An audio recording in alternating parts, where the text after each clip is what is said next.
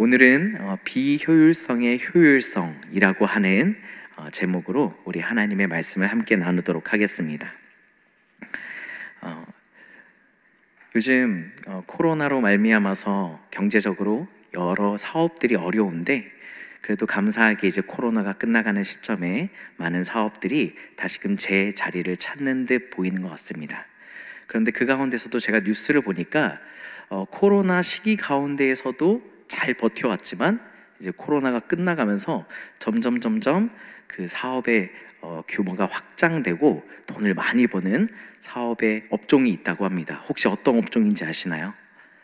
네, 바로 편의점이라고 합니다. 네, 근데 왜 편의점이 다른 오프라인 매장들에 비해서 계속적으로 사업과 매출의 규모가 상승하고 있나 봤더니, 어쩌면 조금 슬픈 일일 수도 있는데, 이제 1인 가구가 증가함에 따라서 많은 사람들이 이제 가족 단위의 큰 장을 보는 게 아니라 소규모의 장을 보다 보니까 가까이에 접근성도 좋고 다양한 품목을 가지고 있는 편의점을 이용한다고 합니다. 그런데 최근에 그동안 편의점 업계에서 계속적으로 매출 1, 2위가 무엇이었냐면 소주랑 맥주였다고 합니다. 그런데 최근에 2023년도 3월 통계에 따르면 이 순위가 뒤바뀌어서 1위로 오른 품목이 있다고 합니다. 그 품목이 무엇이냐면 바로 간이 도시락이라고 합니다. 네, 혹시 편의점에서 도시락을 사 드셔보신 분이 있으신가요? 네, 저도 가끔 저희 아내랑 하리가 처가에 가거나 그럴 때 몰래 사 먹고 그러긴 하는데, 네, 굉장히 맛있습니다. 그런데 왜 갑자기 이렇게 편의점 도시락이 매출 1위가 됐을까? 그 이유 가운데 해자 도시락이 있다라고 합니다. 해자 도시락이 도대체 무엇이냐?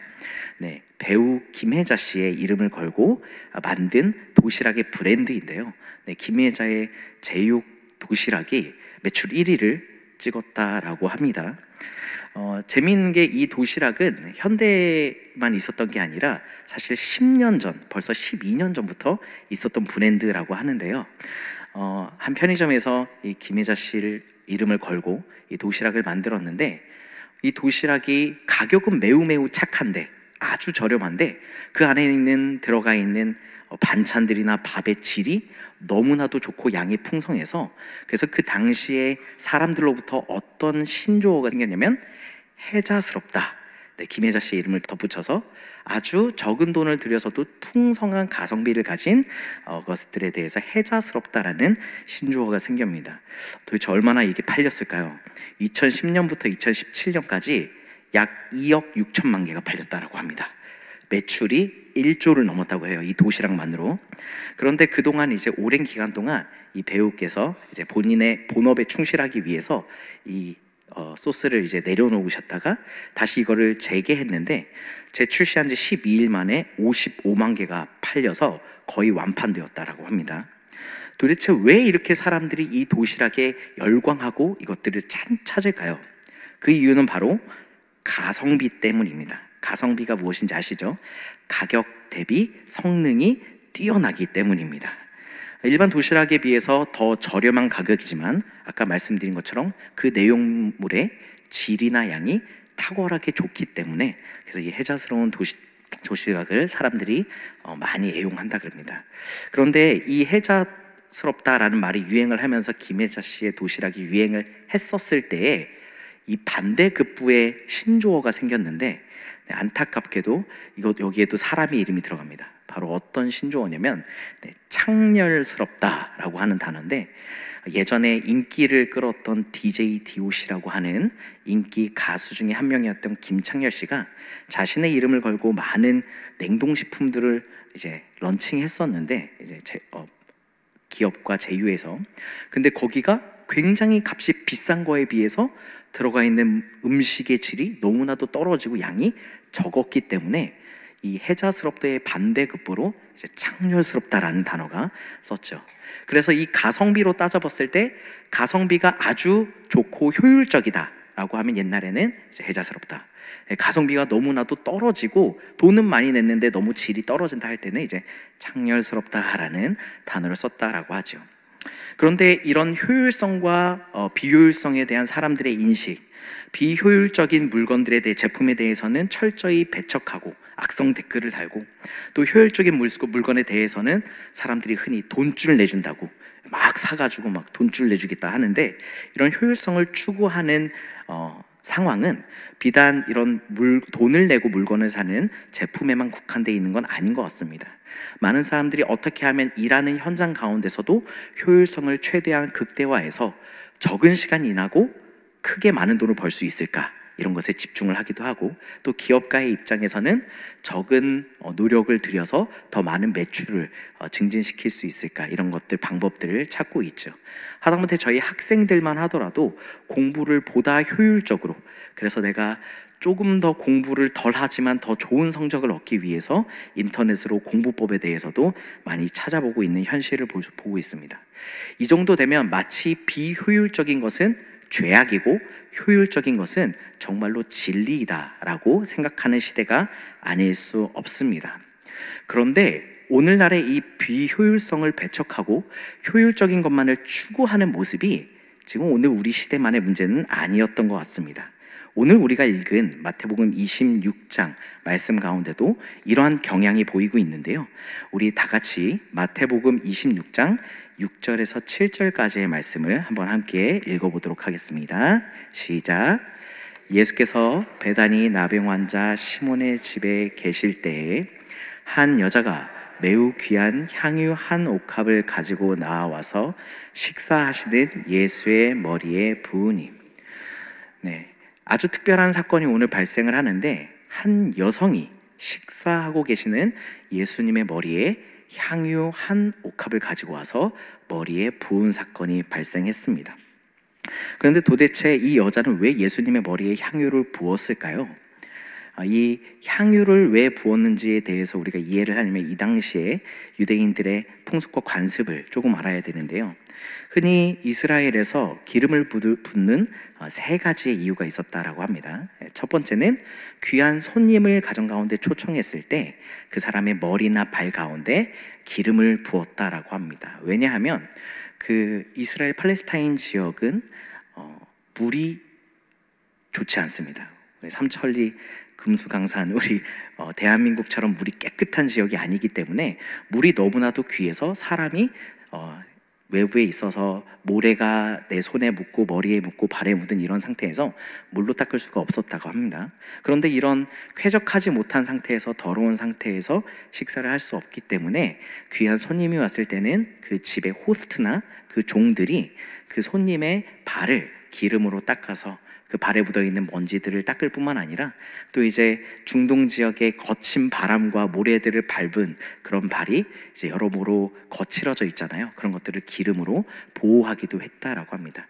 또 머리 가운데 기름으로 부음으로 말미암아서 머리 가운데 윤기가 나게 하고 그 피부를 보호하는 역할을 했다라고 합니다. 그래서 일반적으로 손님이 집에 왔을 때 이들이 하던 행동이 이 기름을 바르는 행동이었다라고 하는 것이죠. 두 번째로는 어떤 기름 부음이 있었습니까? 우리가 잘 아는 것처럼 하나님께서 택하신 제사장에 대해서, 예언자에 대해서, 그리고 왕에 대해서 기름을 붓는 것이 또 이들의 풍습이었고요. 그리고 세 번째로는 죽음을 앞두고 장래의 시신 가운데 이것이 부패하는 것을 방지하고 악취가 나는 것을 방지하기 위해 기름을 발랐습니다. 오늘 이 여인은 첫 번째 이유 때문에 예수님께 기름을 바른 것으로 보입니다. 예수님께서 베다니에 있는 나병 환자 시몬의 집 가운데 오셔서 함께 사람들과 식사를 하는데, 그 가운데 예수님을 모시기 위해서 머리 가운데 기름을 부었다라고 하는 것이죠. 그런데 이렇게 여인은 일상적으로 가지는 유대인들의 풍습으로 말미암아 예수님께 기름을 발랐는데, 이거에 대해서 아주 격하게 반응하는 무리가 있습니다. 그 무리는 바로 예수님의 제자들이었는데요, 우리 마태복음 26장 8절부터 9절까지의 말씀을 함께 읽어보도록 하겠습니다. 읽겠습니다.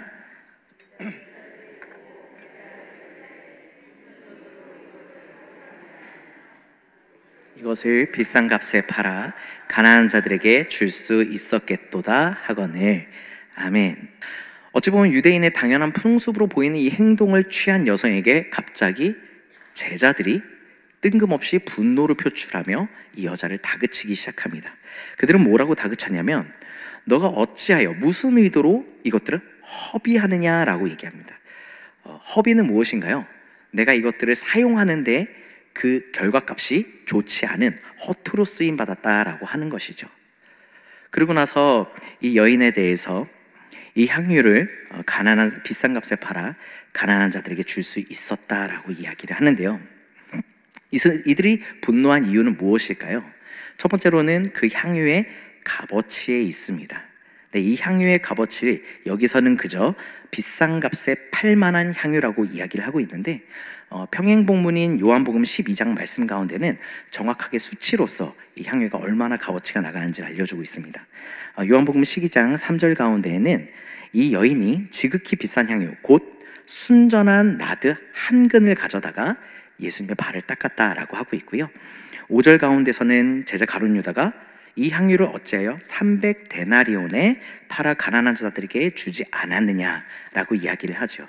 그렇다면 이 향유는 나드라고 하는 어떤 소재로 만들어진 향인데 한 근의 양이었고 그 값어치는 약 300데나리온이었다라고 하는 것이죠.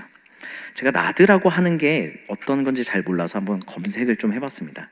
그랬는데 이 나드라고 하는 향은 히말라야 산맥 해발 3,000에서 5,000 정도에 있는 지역에서만 자라는 한 식물의 뿌리에서 나는 기름이라고 합니다.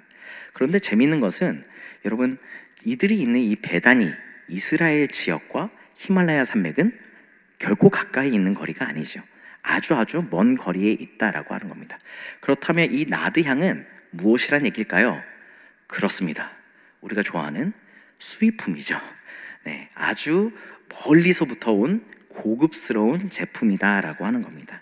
더군다나 이 나드라고 하는 기름은 그 추출하는 과정 가운데서 이 향 자체의 휘발성이 강해서 조금만 공기 바깥에 놔도 금방 산화돼서 사라져버리고 향을 잃어버린다라고 합니다. 그렇기 때문에 이 향을 가둬두기 위해서 그 옥합도 굉장히 특수한 공정을 통해서 최대한 진공의 상태를 유지해서 향을 최대한 유지할 수 있는 그런 향이어야 되겠고, 그런 향이 저 멀리 히말라야 산맥에서부터 채취가 되어서 귀한 진공 포장이 되어서 지금 베다니까지 온 것입니다.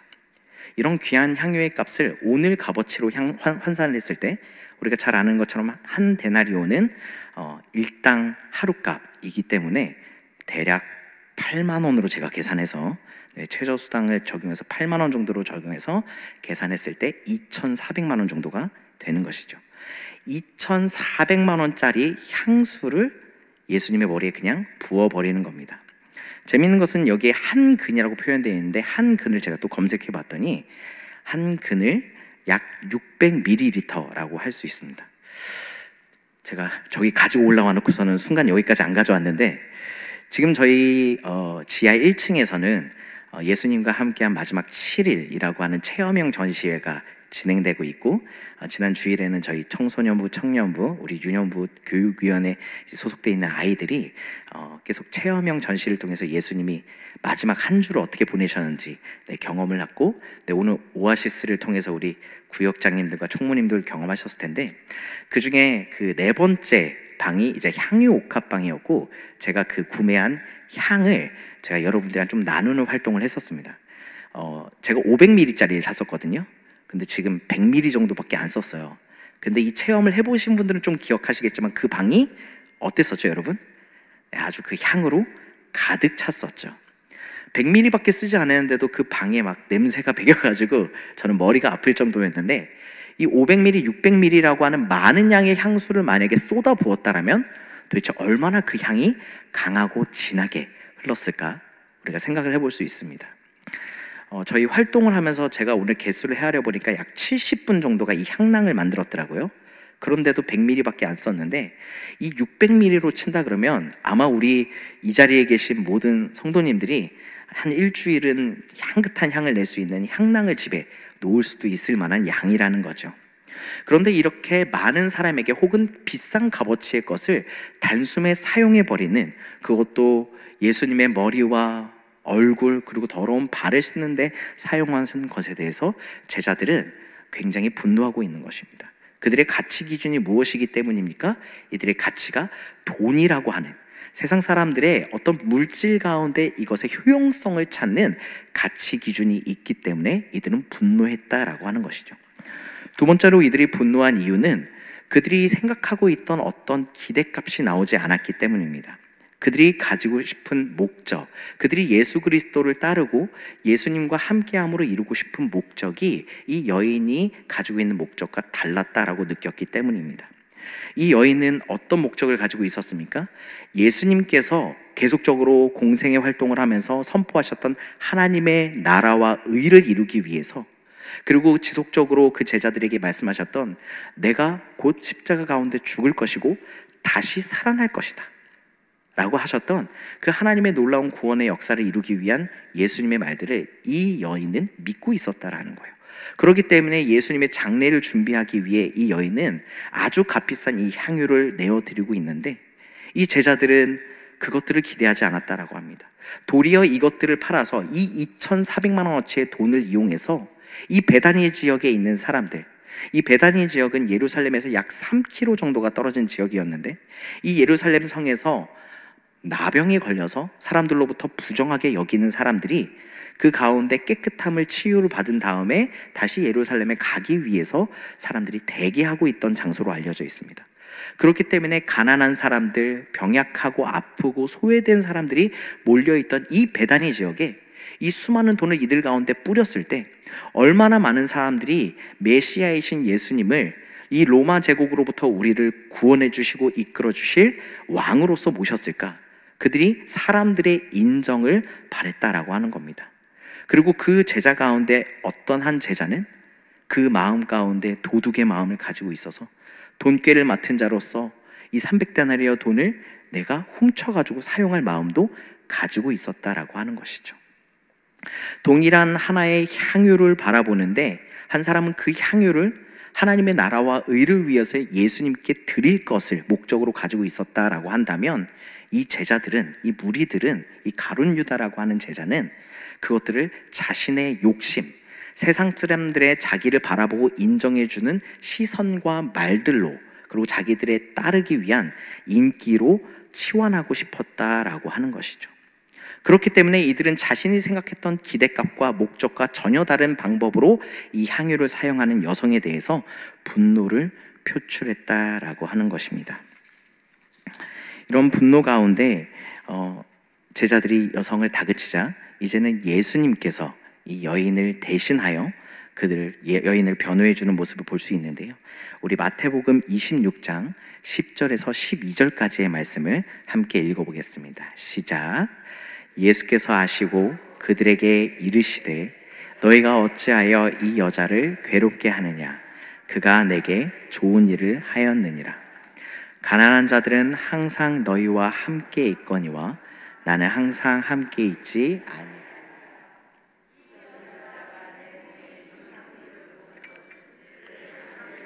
위하여 함이니라. 아멘. 예수님께서 계속 그 여자를 다그치는 그들을 만류하시면서 이제는 말씀하십니다. 너희들은 도대체 왜 이 여인을 괴롭게 하느냐? 그가 나에게 좋은 일을 하였다. 이 여인이 예수님에게 어떤 좋은 일을 하였을까요? 그렇죠. 아까 말씀드린 대로 이제는 십자가 가운데 나아가 하나님의 온전하신 나라와 뜻을 이루기 위한 영원한 생명과 구원을 이루기 위해 나아가셔야 되는 예수님의 사역에 동참했다라고 하는 것입니다. 그러면서 11절에 가난한 자들은 항상 너희와 함께 있거니와 나는 항상 함께 있지 아니하리라 말씀하시면서 다시금 예수 그리스도께서 이제는 육신으로 이 제자들과 또 무리들과 함께 할 수 없을 것임을 말씀을 하시는 것이죠.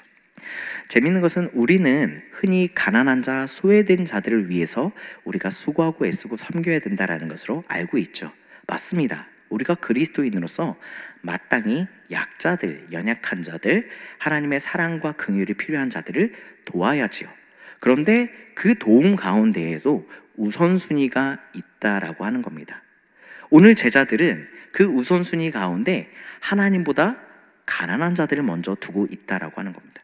그런데 실상은 그 속내를 보면 아까도 얘기했지만 자신들이 사람들로 받고 싶은 인정을 받기 위해서 혹은 그 돈꾀에서 이 돈을 훔치기 위해서라고 하는 가난한 자들보다 누구를 더 앞세우고 있는 바로 나 자신의 유익과 만족을 추구하는 우선순위로 하고 있다라는 거죠. 그래서 그들의 삶 가운데는 내가 가장 큰 우선순위에 있고, 그 다음에 가난하고 소외된 이웃들, 그리고 가장 마지막의 자리에 예수님을 가지고 있었기 때문에 이들은 이 여인의 행동을 이해할 수 없었다라고 하는 겁니다. 하지만 예수님께서는 단번에 그 제자들의 마음을 알아보셨지요. 그리고 또한 여성의 의도 또한 알고 있었습니다. 그렇다면 이 여인은 어떤 우선순위가 있었습니까?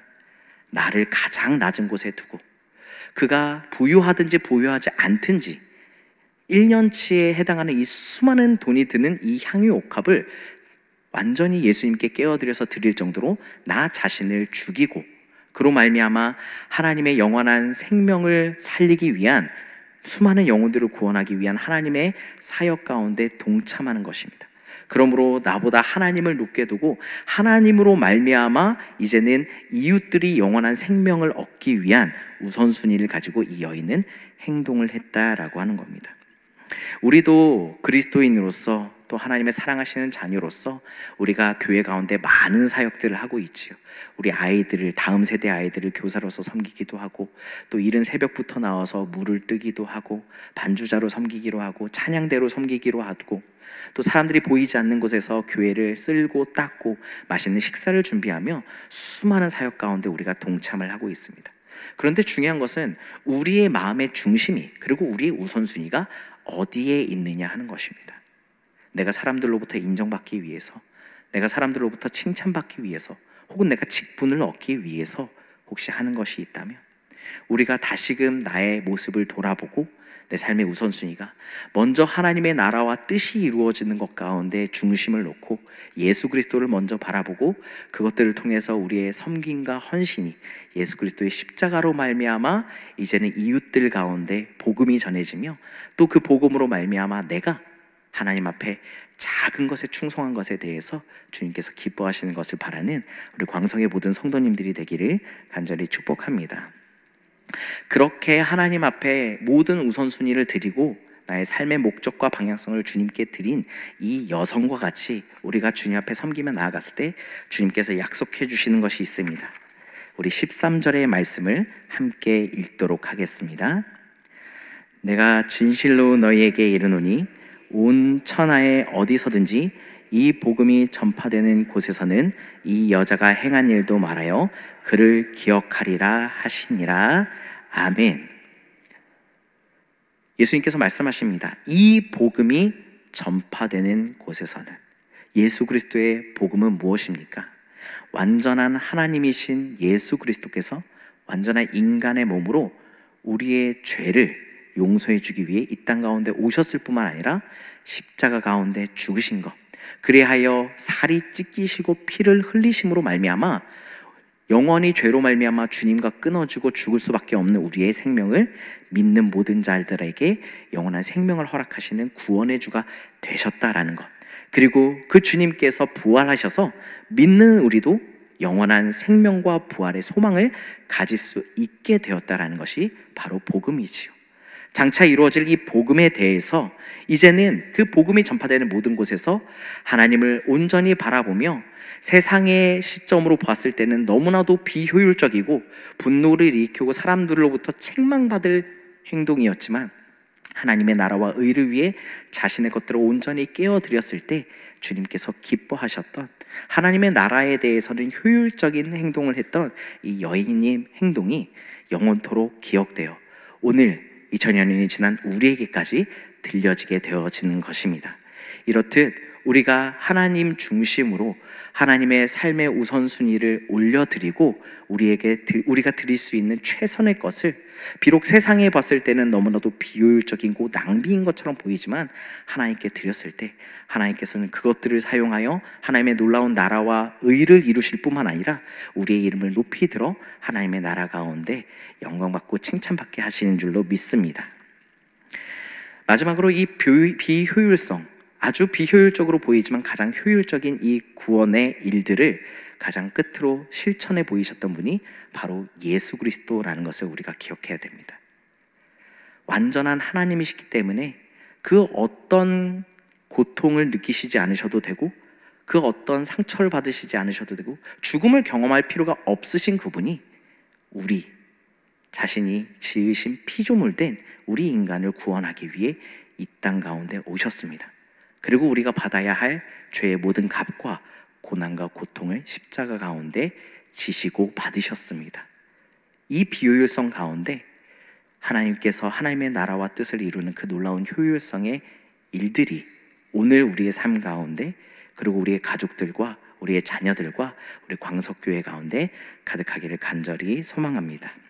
마지막으로 하나님의 나라를 위해서 자신을 드리기를 사랑했던 한 젊은 선교사의 고백과 이야기를 들려드림으로 우리 설교를 마치려고 합니다.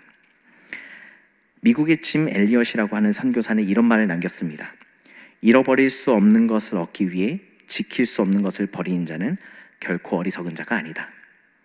하나님으로부터 오는 영원한 생명과 구원을 얻기 위해 나 자신의 인간적인 만족과 생명을 버리는 것은 온전히 어리석은 것이 아니라 온전히 지혜롭고 하나님께 영광이 되는 것이다 라고 이 젊은 선교사는 선포했죠. 우리가 잘 아는 것처럼 이 짐 엘리엇이라고 하는 선교사는 28살의 젊은 나이에 순교하였습니다. 에콰도르, 아무도 복음을 전하지 않는 그 아마존 유역의 아우카 부족들에게 예수 그리스도의 복음을 전하기 위해 노력하다가 그 말 한번, 예수 그리스도의 이름 한번 외쳐보지 못하고 죽었던 그 젊은 선교사. 하지만 이 선교사의 하나님의 복음을 전하기 위한 이 열정과 그 방향성은 그뿐만 아니라 그의 가족들을 감화시키고, 그래야 그의 아내였던 엘리자베스 엘리엇이 그 유지를 이어서 아우카족을 찾아가고 그들을 섬겼을 때에 그 부족이 하나님의 놀라운 복음을 받아들이고 변화된 것처럼 오늘 이 자리 가운데 그리스도를 사랑하여 자신을 드리는 광성의 모든 성도님들을 통해 하나님의 놀라운 복음이 전해질 줄로 믿습니다.